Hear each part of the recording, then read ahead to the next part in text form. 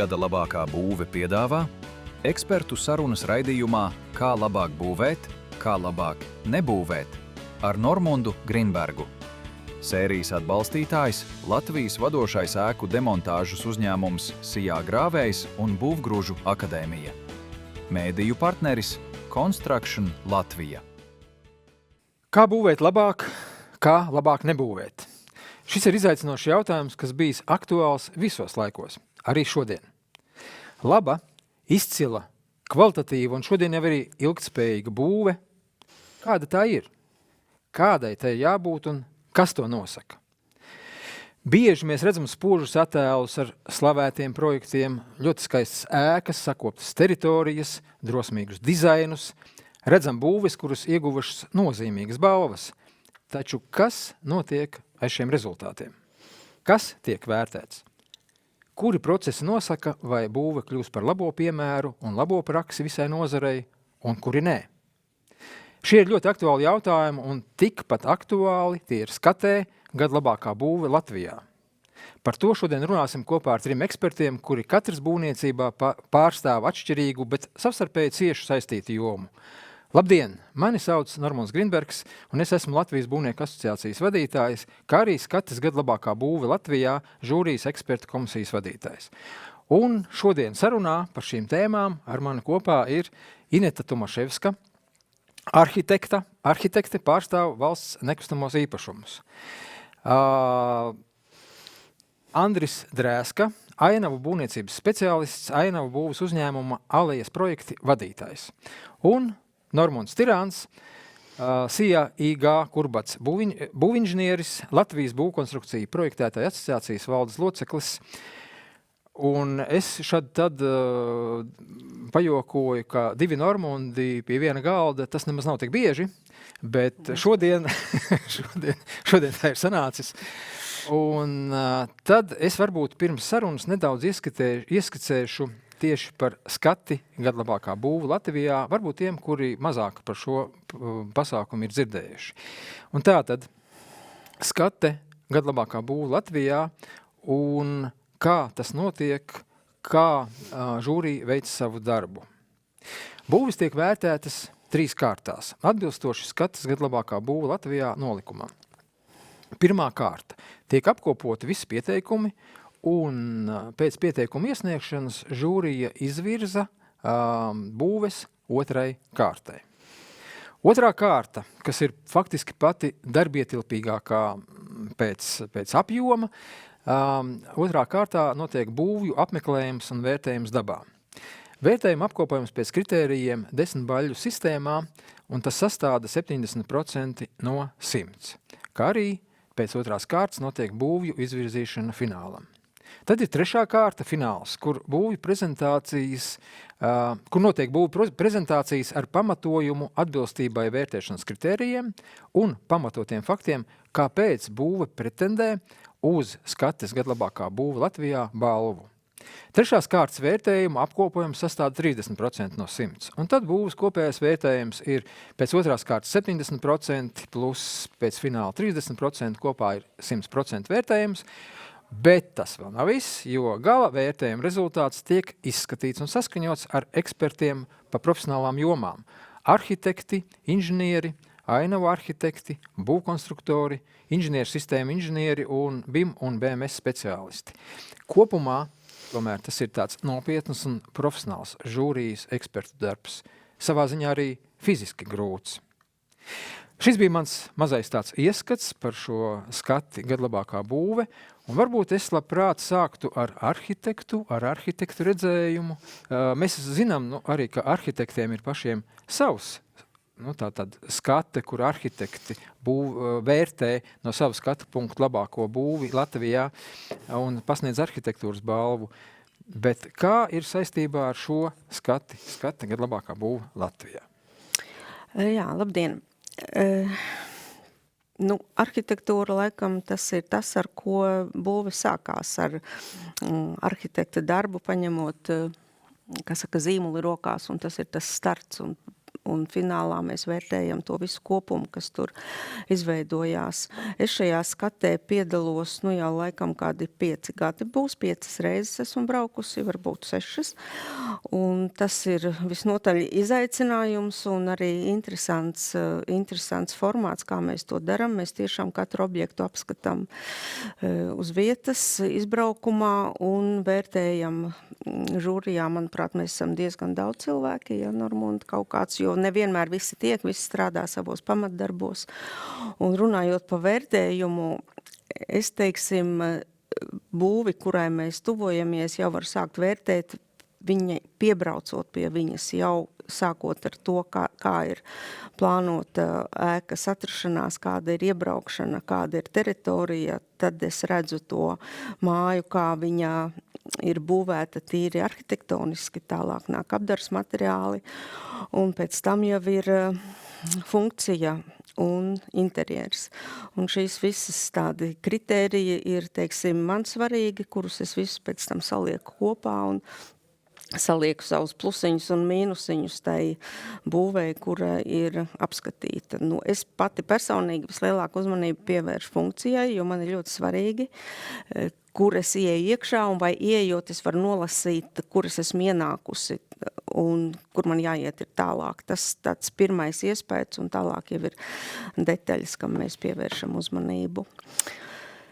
Jā, paldies par šo mazo ievadu, un es jau gribēju pieminēt, ka žūrijā mēs esam tiešām daudz speciālisti, un es ar prieku vēroju, ka lielākā daļa tiešām ir ar tādu profesionālu skatu, kā Inete tikko minēja. Es piebraucu pie būves, un es jau redzu to, ko es redzu.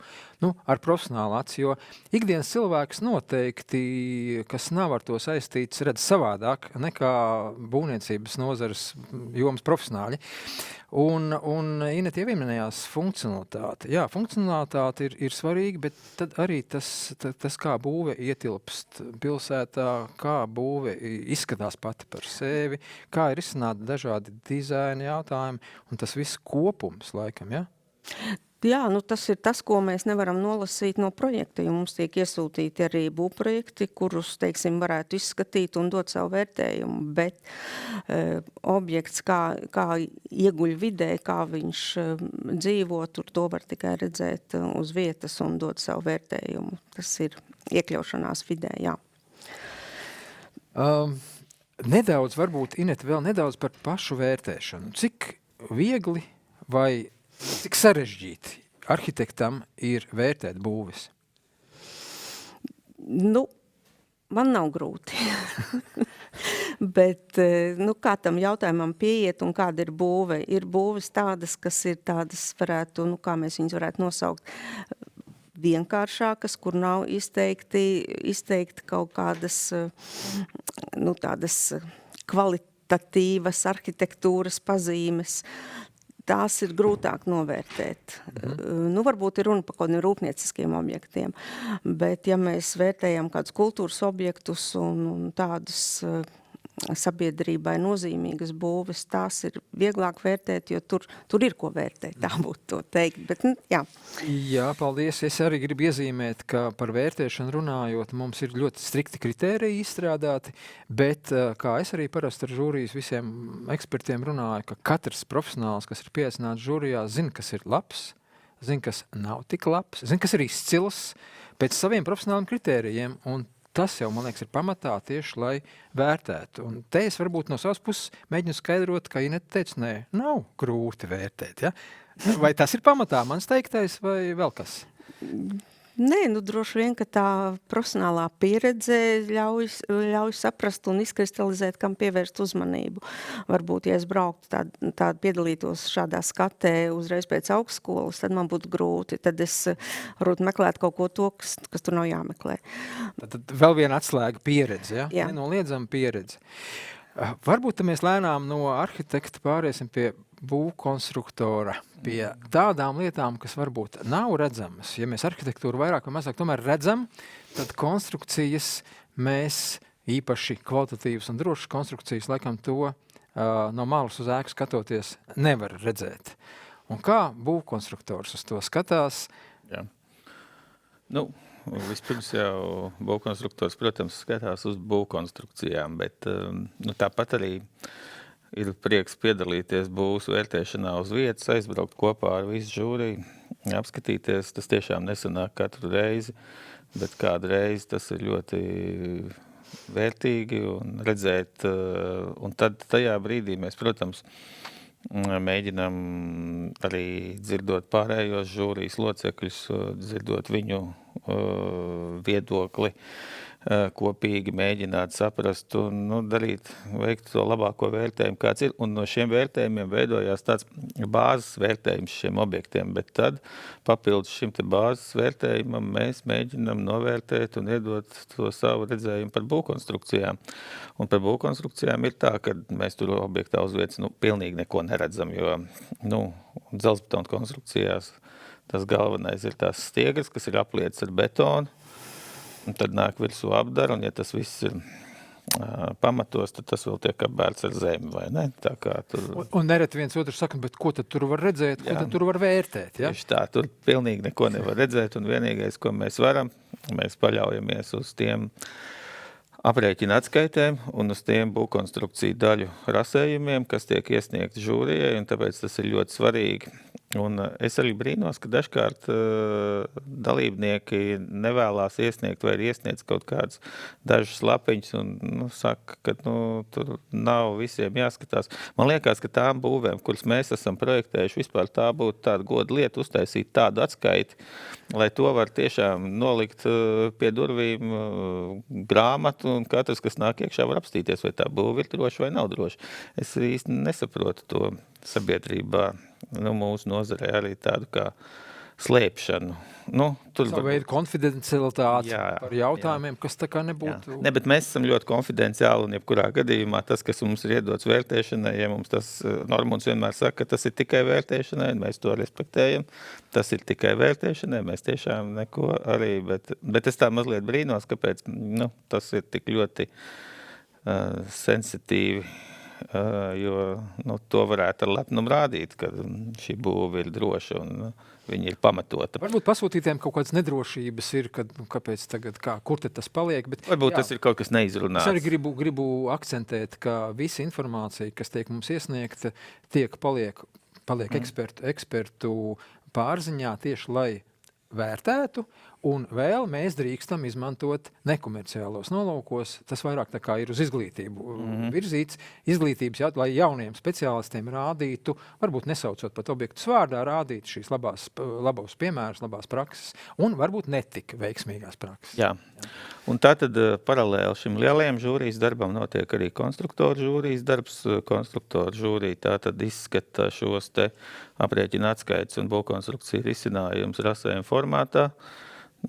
Tur mēs esam attiecīgi rēķinamies ar speciālistiem, kas saprot un spēj pamatot savu viedokli, ka kaut kas ir vai nav ok, bet jebkurā gadījumā tur mums arī ir savs checklists, kurš tiek skatīts un tiek mēģināts vērtēt visu to labāko, vai vispār, teiksim, ģeotehniskā izpēte ir atbilstoša izvēlētajiem pamatiem un vai rasējumi ir pietiekami, lai varētu labi uzbūvēt, un vai aprēķina atskaite ir pēc būtības, vai tā ir formāla datora izdruka. Un tātad mēģinam novērtēt labo praksi. Mēs, protams, mēģinam arī vērtēt aprēķinu schēmu un skatīties līdzi, bet tas nav mūsu mērķis dot vērtējumu par veikt tādu kā ekspertīzi, jo būtu taču jau ir nodot eksploatācijā. Un tas nozīmē, ka tur noteikti, ka ir daudziem sietiem šī būva ir gājusi jau cauri. Un gan jāatzīst, ka ir bijuši objekti, pa kuriem mums ir bijis rosinājums, ka viņus tomēr uz nākošo kārtu virzīt nevajadzētu, tādēļ, ka tur arī ir jādod padoms pasūtītājiem, varbūt paskatīties.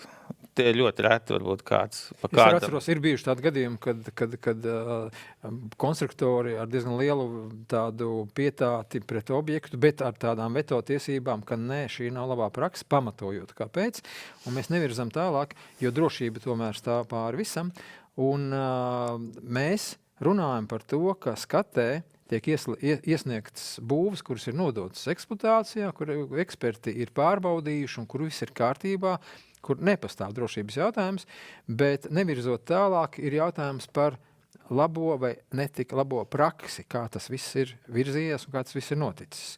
Un mēs, vai es arī esmu sastapies, ka konstruktori iesaka nevirzīt tālāk būvi, jo pēc tam tur ir kaut kādas nebūšanas, kas ir bijušas, kas ir konstatētas izlabotas, palabotas, bet tā nav labā prakse, un šāda būve tā kā nav pelnījusi,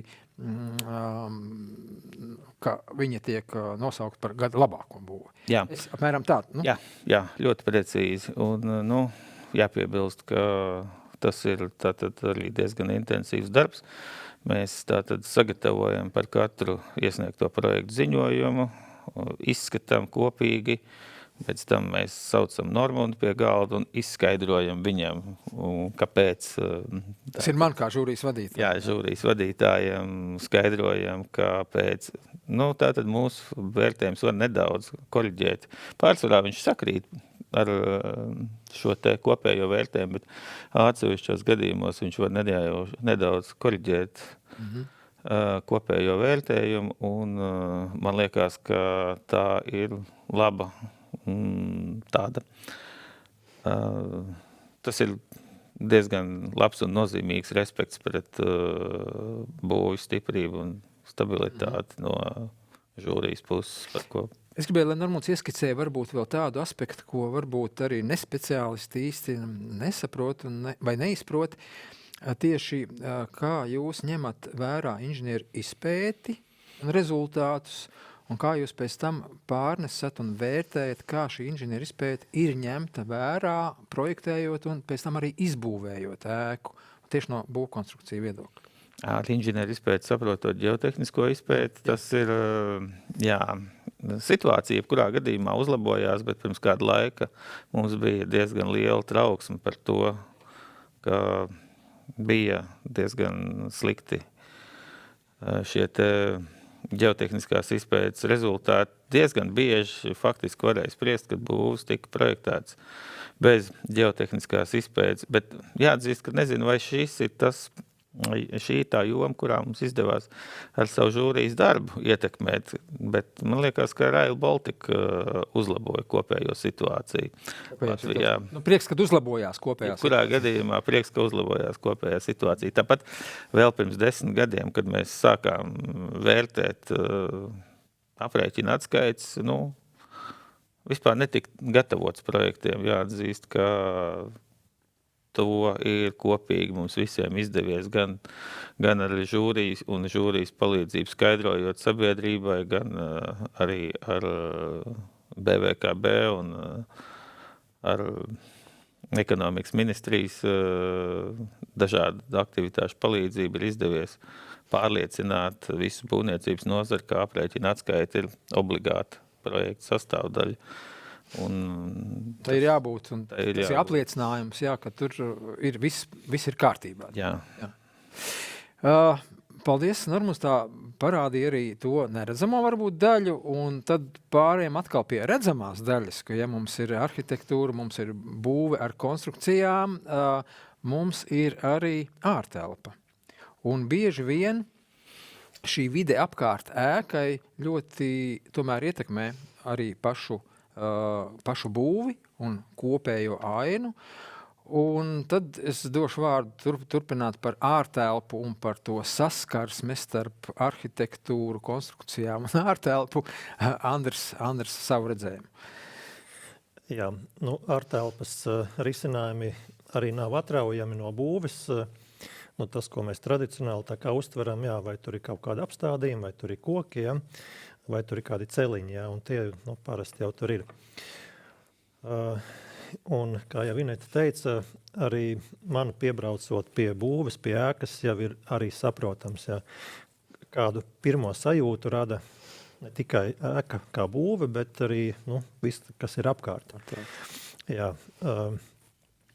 un, ja mēs iedomātos tikai būvi bez ārtelpas, tas būtu ļoti neinteresanti, un nevienam mums tur pat pie skaistākās arhitektūras ļoti negribētos tur uzturēties. Un ārtelpa ir tā, kas rada cilvēkiem tādu patīkamu atrašanos vai pienākšanu pie ēkas vai būšanu tur. Un, tā kā, jā, šis ir arī būtisks faktors, lai mēs arī ēku būvējam priekš cilvēkiem, lai tur strādātu, lai tur dzīvotu, un arī vide ir vajadzīga priekš cilvēkiem. Tātad šis te humānais aspekts ārtelpā ļoti svarīgs. Protams, kad es pārstāvu ainavu būvniecības nozari, un ainava varētu likties, ko tur mēs būvējam, ja? Bet mans tas skaidrojums ir tāds, kad mēs ieliekam pamatus kaut kam ilgstošam. Sevišķi, ja mēs runājam par kokiem, ja? Mēs nevaram iestādīt milzīgu gatavu koku. Ja? Mēs ieliekam tikai pamatus.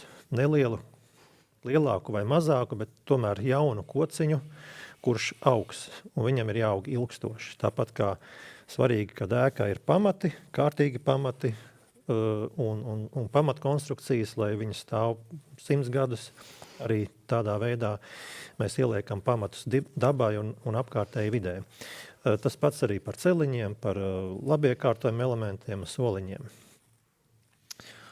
Vēl kas ir žūrijā, šajā skatē ir ainavā ir atsevišķa nominācija. Tad tur mūsu nozares cilvēkiem ir diezgan daudz ko skatīties un darbiņš tieši. Bet mēs vērtējam arī jebkuru citu objektu, vai tā ir sabiedriskā ēka vai dzīvojamā ēka, jo arī tur ir ārtelpa un viņa ir ļoti svarīga. Un tā kā darbs ir gan arī pie katras būves, varbūt mazāk pie inženieru būvēm un kādām ražošanas ēkām, bet arī tur. Es pavērojot, kā jūs to darat, ko jūs vērtējat, es tā vienmēr aizdomājos, arī šī ilgtspēja, šis termins, ilgtspējas termins, viņš jau arī ārtelpā diezgan būtiski ienāk, un kā salāgot to pilsētu vidi, kur vairāk tomēr ir betons, stikls, asfalts galu galā, ja? Un šo ārtelpu, kur, lai patīkam justos, tomēr ir nepieciešams tā dabas klātbūtne, tas koks, tas košuma krūms un tā zāle. Kā izdodās to salāgot? Jā, te ainavaskie risinājumi ļoti daudz palīdz arhitektūrai un vispār sevišķi pilsētu vidē, kas ir blīvi apbūvēta, kur ir katrs kvadrātmetrs ir jāpārdomā, un mēs varam izmantot ne tikai zemes virsmu, bet mēs varam izmantot arī jumta plaknes un kaut kādas terases. Mazāk varbūt sienas, vertikālās plaknes, bet arī tur ir savi nelieli risinājumi Latvijas apstākļiem piemēroti. Jā, un mēs... ir ainavu būvniecība arī ļoti saistīta, cieši saistīta, un to nevar atraut arī no būvkonstrukcijām, ja mēs runājam par zaļajiem jumtiem, tad tur ir ļoti svarīgi, kādas ir pamati, pamatkonstrukcijas, kādas ir slodzes, vai tas to visu var nest. Un arī teritorijas ziņā ļoti cieši iet kopā ar kaut kur ar ceļu inženieriem, un lielie ceļi un stāvlaukumi varbūt ir ceļu inženieru daļa, bet mazākie celiņi, taciņas, laukumiņi, tas ir ainavu arhitektu un ainavu būvniecības sadaļa.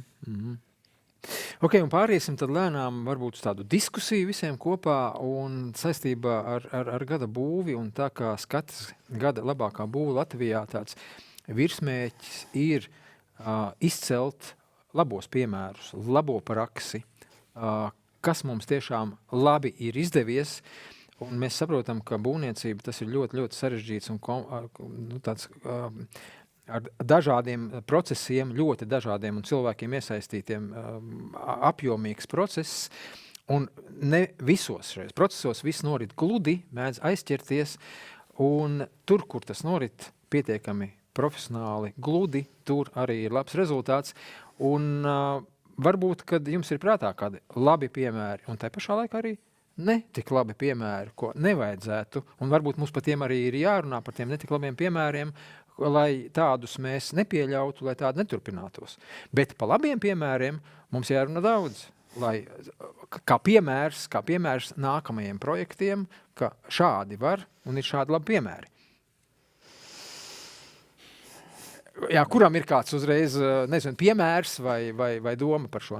Nu, es varbūt tā vispārīgi par labo piemēru, ko es esmu secinājusi attiecībā par arhitektūru un pēc tam par rezultātiem skatē, ka labā prakse ir arhitektūras konkurss. Un mums, nu, varbūt procentuāli nepateikšu, bet lielākā daļa objekti, kas ir saņēmuši gada balvas, ir tikuši konkursu kārtībā, arhitekti ir saņēmuši šo darbu, ir bijusi konkurence, nevis vienkārši iepirkums vai vienkārši līgums. Tā kā es varētu uzteikt tos pasūtītājus, kuri organizē šos konkursus, un tur arī ir labs rezultāts. Ja ir konkurence, Jā. tad tas ir nosacījums, lai būtu labāk rezultāts. Jā. Man viena epizode nāk prātā pirms pāris gadiem. Tepat Rīgā mēs braucām pēc kārtas skatīties 2 daudzdzīvokļu ēkas, un mēs piebraucām vienā daudzdzīvokļu ēkā. Un tajā dienā žūrijā bija vismaz kādi 4 arhitekti, cita starpā. Un es vēroju, kā arhitekti ar kādu prieku skatās šo daudzdzīvokļu māju un norāda viens otram par labiem risinājumiem, veiksmīgiem risinājumiem. Un mēs no tās būves aizbraucām visi kopā tādi ļoti, ļoti pacelāti, jo visi tur bija kaut ko ieguvuši un priecīgi tīri profesionāli. Un atbraucot nākamā būvē, kas arī bija daudzdzīvokļu māja, bija pilnīgi pretēji. Visiem bija tādi skatieni nomākti, kas tas tāds, kāpēc šādi, tāds krass pretstats. Abas ir daudzdzīvokļu mājas, viss ir labi uzbūvēts, viss ir kārtībā, bet kontrasts liels. Jā, es īsti nezinu, pa kurām mājām tu tagad stāsti, bet jāatzīmē, ka milzīga nozīme ir pasūtītājiem. Un es brīnos, bet tā mēdz būt arī parasti daudzdzīvokļu mājas pasūtītāji, privāti pasūtītāji, un parasti viņi ir ļoti racionāli un viņus nesaista publiskā pasūtītāja visas tās važas, un tāpēc tur tas parasti izdodās labāk, bet jāpiezīmē, ka gadās visādi, bet tad, ja pasūtītājs vispirms pasūta pa lētāko cenu un neko negrib darīt no savas puses un neinteresējās, tad pēc tam viņš pa lētāko cenu ne tikai projektu, bet arī būvdarbus pasūta, un tad mēs liekam kopā, un tad sanāk tas, kas sanāk. Un tad jāatzīst, ka ļoti pareizi bija tā iniciatīva pagājušajā žūrijā uzteikt pasūtītāju pārstāvu. Man liekas, ka visi būvspeciālisti ir ārkārtīgi saistīti ar pasūtītāju, ar viņa darbu. Es te pilnīgi gribu piekrist, un lai mums nepārmestu klausītāji, ka mēs lietojam šo vārdu pasūtītājs. Mēs viņu sarunu valodā lietosim, bet mēs runājam par kā bija? Būvs ierosinātājs. Par būvs ierosinātāju. Ja mums normatīvos aktos būvniecībā ir strikti termini un ir būvs ierosinātājs, bet sarunu valodā, protams, ka tā mēs arī turpināsim būvniecībā runāt par pasūtītāju, būves pasūtītāju vai īpašnieku, kas pasūta šo visu. Un, protams, kad ir ļoti, ļoti liela, es arī redzu ļoti, ļoti liela loma tam. Lētākais iepirkums, lētākā cena. Tā ir tāda manā izpratnē tāda sena sērga, kuri grūti izskaust. Jā, bet tas jau nav arī nepareizi. Kaut kādā mērā tas ir pareizi, bet pareizi tas ir pie atbilstošiem nosacījumiem. Vajag uzstādīt pareizus nosacījumus. Tā lielākā nelaime tiem gan publiskajiem, gan arī neveiksmīgajiem privātajiem pasūtītājiem, kur tiek meklēt lētākā cena, tas ir vienīgais kritērijs, lēta cena un neko vairāk viņš negrib. Un faktiski tad kurš sola lētāk? Lai nebūtu slikts rezultāts, tad šādiem, kam, protams, varbūt tās finanses nav daudz, bet gribās kaut ko lielu, tad jāsāk ar profesionālu cilvēku piesaisti. Noteikti. Ja, lai noteiktu kritērijus un nodefinētu prasības, un tad var meklēt lētākos risinājumus, bet pēc šiem principiem, vai ne? Jā, tieši tā, jo patiesībā Es brīnos arī, ka pasūtītājs grib būvēt, tērēt 20 miljonus, bet viņš meklē un mēģina ietaupīt 50 000 uz projektu. Un, viņam tas var beigties ar to, ka viņam tā cena var 20% šurp turp staigāt. Kad nevis ietaupīs, bet tieši otrāk sanāks daudz dārgāk. Kopējs maksā 2 reizes. Tieši to redzam patiesībā. Sakāvārds attaisnojās, un mēs redzam ikdienā arī dabā, arī šodien faktiski, kas kopējs maksā 2 reizes. Mēs vispār vairāk atkārtot, tas ir varbūt citi, nevis šīs skatas tēma. Esam runājuši par pasūtītāju atbildību un par to, ka pasūtītājiem ir arī jābūt atbildīgam, bet, Latvijā, ja 2/3 no visiem pasūtījumiem ir publiskais pasūtījums un ekonomikas ministrijai un visām šīm iestādēm ir jārūpējās. Netiek tas publiskais pasūtītājs galā, jā. Es nezinu, varbūt, ka tiešām inženieru konsultants ir tās, kas varētu palīdzēt. Noteikti inženieru konsultanti ir tie, kas var pārstāvēt pasūtītāju, jo, ja mēs salīdzinām ar kādu, piemēram, juridiskām lietām, kad tiesā taču arī cilvēku pārstāv jurists, kas māka juridiskā valodā precīzi tur komunicēt to procesu. Manuprāt, ir jāsaprot arī pasūtītājiem, ka būvniecība arī pietiekami sarežģīta nozare, kur arī ir jābūt piesaistītiem profesionāliem cilvēkiem, lai mācētu definēt, prasīt, komunicēt, jo ja pasūtītājs bez atbilstošām kompetencijām to dara, tad mūsu pieredze rāda, ka tur nekas īsti labs nevar sanākt. Jā, bet es, Normund, gribēju tikai atbildot uz tavu jautājumu, piebilst, ka bieži vien mēs šajā būvs realizēšanas orķestrī esam atsevišķi dalībnieki un tam kopējiem rezultātam, kur visas šīs labās prakses varētu izpausties, ļoti bieži tas viss ir atkarīgs no pasūtītāja, no tā, kā saliekās.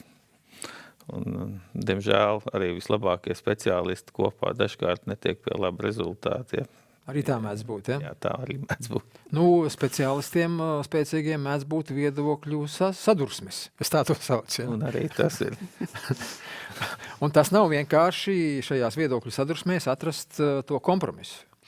Bet varbūt pa tiem piemēriem un pa tām labām, izcilām un varbūt netik labām praksēm, varbūt kādi piemēri, kas tā pa šiem gadiem ir palikuši prātā, ko tiešām vajadzētu. Mēs tagad izcēlām, ka mēs redzam, ka pasūtītājiem ir būtiska nozīme un ka pasūtītājiem jāpiesaist profesionāli cilvēki, lai tas pasākums arī tā neiet uz grāvi, bet lai noturētu to kvalitāti visā procesa laikā. Bet kādi vēl labie piemēri, vai tieši otrādi netik labie piemēri? Nāk kāds prātā? Man nāk prātā mūsu, man liekas, 17. gada būve, kurā man izdevās būt par konstruktoru, un kas veiksmīgi, tas bija Exuperī skola pie Babītē, kur tiešām bija tas gadījums, kad pasūtītājs nebija īpaši profesionāls, bet ar vēlmi tikt pie laba rezultāta. Un, faktiski tas arī notika ekstrā tempā. Tas bija tā, ka mums faktiski zemi viņš nopirka augustā. Mēs augustā sākām projektēt. Mēs tehnisko projektu saskaņojām oktobrī. Līdz decembrim tika izbūvēti pamati. Pēc tam tika attiecīgi ātrā tempā viss turpināts, saskaņoti. Es ar lieliski atceros to objektu, un tas temps, tas īsais laiks, kā septembrī tika nodots eksploatācijā. Bet pateicoties, kam tā varēja notikt? Tik īsā laikā? Tas bija pateicoties, man šķiet, pasūtītājiem un arī lieliskai komandai, kuru pasūtītājs kopā ar arhitektu sakomplektēja. Jā. Lielisks piemērs. Vēl kādi piemēri? Jā, no mūsu nozares kopumā šķiet, kad pasūtītājs, bet arī vēl procesā iesaistītie un arī profesionāļa sadarbība ir svarīga. Jo ārtelpa ir saistīta ar inženieru komunikācijām, tur ir jāsarunājas, ārtelpa ir saistīta ar ceļu būvi, un tad vēl pats process, un no manas pieredzes labākais rezultāts, ka mēs ieejam objektā, un ka tur gribās uzkavēties ilgāk, mēs negribās iet projām. Ja? Tā ir laba zīme, kad tur ir forši laba ārtelpa. Un tur, kur saraucam pieres un gribam ātrāk iet projām, skaidrs, ka tur kaut kas nav. Ja? Ķeksīši pēc varbūt ir izdarīts, jā, tur tas un šis, bet tā sajūta nav. Un labie piemēri, kas man nāk prātā, ir tiešām atkarīgi no pasūtītāja, kur pasūtītājs pasaka, es gribu vēl labāk, vēl lielāka izmēra, teiksim, kokus vai stādījumus nekā ir projektā, nekā sākotnēji bija būvēts. Es atceros, tāda bija Lindenholma, viens no pirmajiem tādiem objektiem, kur pasūtītājs teica, nē, mainam, vajag lielākus kokus. Un mums visiem tur patika būt un atrasties. Un tā vēl sekojoši vēl ir vairāki objekti bijuši, kur pats pasūtītājs no īpašnieks vai attīstītājs uzstāda šo mērķi. Un tad, ja komandā ir labs ainava arhitekts, to es ieraugu atverot projektu, TSL sadaļu, un tad ir skaidrs, visticamāk būs labs rezultāts, vai arī te vienkārši tā vidēji vajag un viss.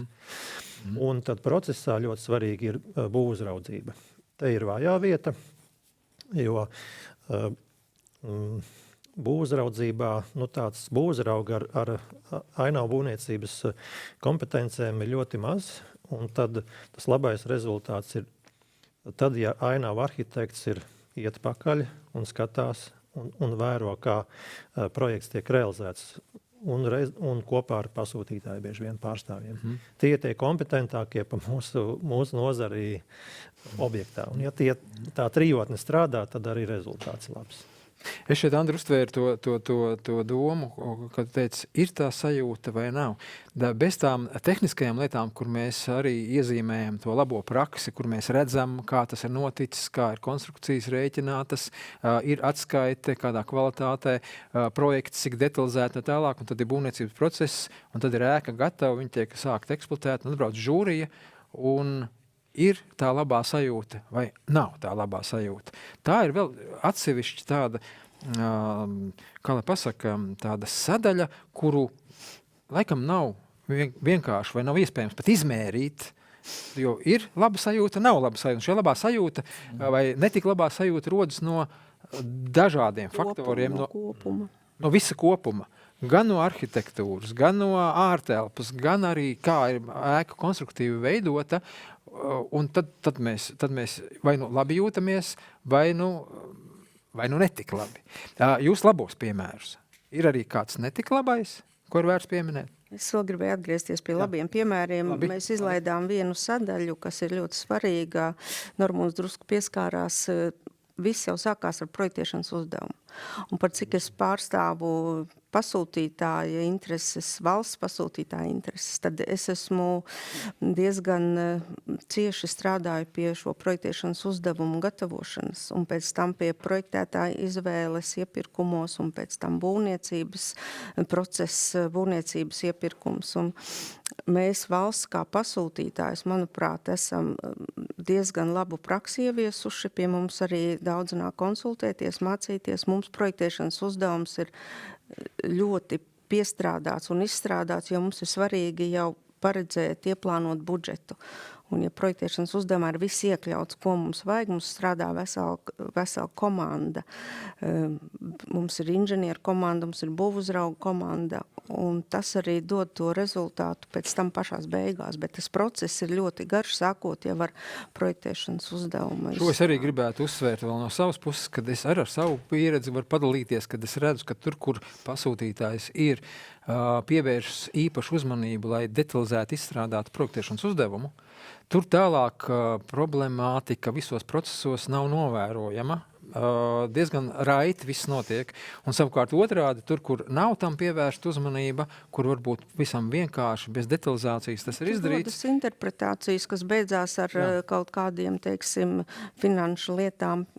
Ar sarežģīti risināmiem jautājumiem bieži vien iekavējās visa būvniecība un viss rezultāts un tam līdzīgi. Tā kā atkal aicinājums tiem, kas plāno būvēt, kam galvā vēl tikai ir būvniecības ieceres, sākt ar precīziem definējumiem, sākt ar precīziem projektēšanas uzdevumiem, lai nebūtu nekāda šķēršļa un aizķeršanos. Jā, un tad sliktie piemēri varētu būt tie, kur ir šis slikts projektēšanas uzdevums, un tad jau tam sekas veidojās gan projektēšanā, gan būvniecībā un arī rezultātā.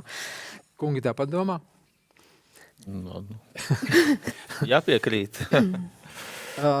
Jā, un es vēl gribu iezīmēt, mums ļoti strauji iet laiks uz priekšu, un es vēl gribu iezīmēt tādu tendenci, ar ko es esmu saskāries kopā ar jums pa būvēm braucot, tiešām par šo sajūtu. Nu, ir tā sajūta vai nav tā sajūta, un arī, kad mēs esam objektā, būvi skatāmies, un arhitekts būvis pārvaldītājs vai īpašnieks un būvnieks stāsta mums par to būvi un acis viņiem deg visiem. Tā arī ir šī mazā pazīme, ka te vairāk un mazāk viss ir kārtībā, ka viņi ir sasnieguši to savu sākotnējo mērķi un pretēji, tur, kur šie cilvēki tādām nolaistām acīm, mums te gāja tā, mums te bija tādas grūtības, mums te bija tādas, un acis nedeg, un var redzēt, kad īsti arī sarunāties nepārāk viņi pēc šīs būvniecības pasūtītājs ar būvnieku vai ar arhitektiem īsti nevēlas, tad var redzēt, ka tas process ir gājis ļoti, ļoti sarežģīti, un arī tas rezultāts ir samocīts. Tā kā jau dzīvē dažādi notiek, bet tas, ko mēs gada būves kontekstā varam rādīt, stāstīt, izcelt labos piemērus, aicināt par tiem padomāt, lai tiešām tās ieceres jauki realizējas. Varbūt jums ir kāds jautājums man? Es uzdodu jautājumus viens pats. Kaut kas? Tu biji gatavs. Jā. Es zinu, ka šai skatē ir diezgan gara vēsture. Un es pieļauju, ka tāda, kāda viņa ir šobrīd, tas darbs un vērtēšana un tam līdzīgi, tas nebija tā, kā bija sākumā. Varbūt Normund var paraksturot, kas ir mainījies šo gadu laikā. Jā, tas gan ir fakts, un skata gadlabāko būvi aizsāka iepriekšējais ilgadējais Latvijas būvnieku asociācijas vadītājs Viktors Puriņš, un viņa bija varbūt vienkāršāka, vairāk gribējās izcelt būvnieku kā tādu veikumu, un tas arī sākotnējos gados tika veikts, jo arī bija pirms 20 gadiem ievērojams būves, un tos būvniekus tad mēģināja vairāk izcelt un parādīt šo viņu veikumu, bet pēdējos 10 gados, varbūt mums kopā, man un kopā ar jums attīstot šo formātu un precīzāk definējot, ko tad mēs ar šo skati gribam pateikt un kā ir novērtēt, kas ir labs un kas nav tik labs, un ka mēs to formātu esam iegriezuši, ka žūrijā ir eksperti, profesionāli savas jomas cilvēki, kuri zina, kas ir labs, netik labs, kas ir izcils un kurš spēj to nodefinēt un novērtēt. Un tad šo ekspertu vērtējumu summa mums rāda, kas tad ir tiešām šajā gadā labs un izcils uzbūvēts. Un man liekas, ka tieši šīs ir tās izmaiņas, kas ir mainījušās, ka mums ir pa jomām, un šo jomu kopsumma, saplusojot, parāda to labāko veikumu, kas šajā konkrētajā gadā ir paveikts. Mums, kā es pats saku, daudz gadus mēdz būt ļoti vērtīgas būves, kuras viss ir pelnījušas kādu atzinību, godalgu, bet tā kā mums ir 1., 2., 3. vieta, un pirmās 3 labākās ir jāizvirz, tas ir diezgan sarežģīti. Daudzās būvēs vai procesos, būvniecības procesos mēs esam ieraudzījuši kādu darbas pilieniņu, netik veiksmīgu risinājumu, kas varbūt to izcilību drusciņu samazina mūsu vērtējumā, bet, katru gadu tas ir savādāk, un tieši šis plašums un dziļums un dažādie aspekti, kas kopsumā rada šo vērtību, ir tas, kas pēdējos 10 gados ir mainījies, un es arī pie kopsavilkumiem un pie fināliem parasti apkopojot rezultātus redzu, ka būtībā jau pretrunu nav. Būtībā žūrija ierauga jau šajā otrajā kārtā apmeklējot būvi, izrunājot, iedziļinoties, ierauga to vērtīgāko, to izcilo, un nedaudz varbūt kādreiz viedokļi mums sadurās, bet vienmēr es cenšos viņus tā kā objektīvi salāgot, lai novērtētu tiešām šo būvi. Es nezinu, es atbildēju uz jautājumu, bet... Jā, es papildināšu. Vai nav tā, kad arī šī skate tomēr atspoguļo kaut kādas tendences kopumā būvniecībā? Noteikti. Aktualitātes. Noteikti. Un es atceros, kad Ainavu būve droši vien nebija kā nominācija sākumā. Jā, Ainavu būve nebija. Būve kaut un Vims, kas ir arī jauns un... Ja mēs arī pēc būtības pavērtējam, ka šī skate ir formāts, kur mēs runājam par aktuālām nozarē lietām, rādam labos piemērus, veicinam to pašu digitalizācijas ienākšanu un digitalizācijas procesus, tad ņemam kā kompleksu, kur ir arhitektūra, konstrukcijas, būvniecība, materiāli, ārtelpa, daudz dažādu aspektu. Un, tā kopējā summa, es jums teikšu, tas prasa diezgan lielu ieguldījumu arī no manis kā žūrijas vadītāja. Tas prasa ieguldījumu no jums. Un gribu teikt jums paldies un arī pārējiem žūrijas locekļiem, kas parasti pie mums atsaucās un velta tam laiku katru gadu, vismaz 7 līdz 10 dienas no sava laika šim pasākumam, lai mēs izceltu to labo un parādītu citiem, ko mēs un kā mēs Latvijā būvniecībā varam. Kaut kā tā. Mūsu laiks iet uz beigām, un es nobeigumā gribētu katram no jums varbūt tā pavisam īsi. Vienā teikumā. Var vienā teikumā iespiest. Kas ir skate gadlabākā būva Latvijā? Es mēģināju tagad tā plaši pats mēģināt to stāstīt, un tagad saprotu, ka tāds grūts uzdevums vienā teikumā. Kā sanāks? Tā. Es varētu izcelt 3 lietas, par kurām jau mēs iepriekš runājam, bet vienā teikumā labi. Pasūtītājs, arhitekts un būvnieks. Un skate ir šo 3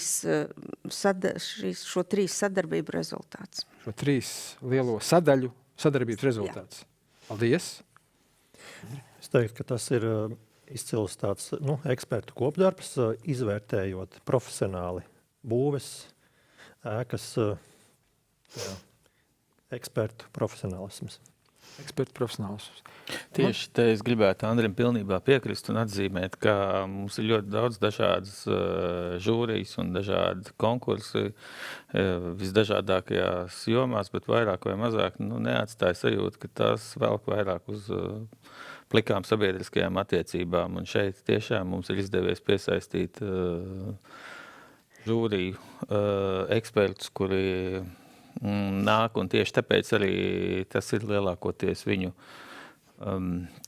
motivācija piedalīties šajā pasākumā, ka mēs jūtam, ka šī ir vērtēšana pēc būtības, par ko paldies Normundam par to visu darbu, to visu savākt kopā, un tāpēc mums ir prieks, ka varam piedalīties šādā pasākumā. Jā, un es redzu, ka tam ir vērtība, un tas atkal dzen uz priekšu, un mums jau 8 gadus ir apkopot katru gadu iesniegtās būves šādā gada grāmatā, un tādu bilžu grāmatu no vienas puses ar tehniskiem parametriem par katru būvi, kas ir iesniegta. Tas paliek atkal vēsturei, un noslēgumā es gribu teikt tā. Skate gadlabākā būva Latvijā ir svētki visai Latvijas būvu industrijai. Mēs lepojamies ar paveikto, mēs izsakām atzinību, mēs ceļam nozares prestižu. Būvindustrijas profesionāļi novērtē būvindustrijas profesionāļa darba rezultātus.